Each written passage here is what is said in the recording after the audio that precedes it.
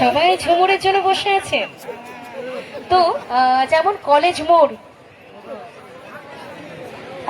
তারপরে ইয়ং বন্ধু, ঝুমুর রানী গানগুলো যাব হবে।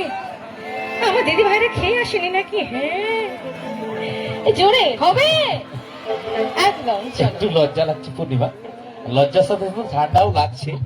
আচ্ছা চলো, কোনো লজ্জা নয়, সকলে মিলে এনজয় করবো একদম আমাদের নিজেদের অনুষ্ঠান। আচ্ছা এদিকে আমার সকলে মিলে বান্ধবী কি একসাথে বলছে, এনজয় করবো। হবে ঝুমুরের দিকে যাবো? তো কি ঝুমুর রানীটা বাদ দেবো না ওটা?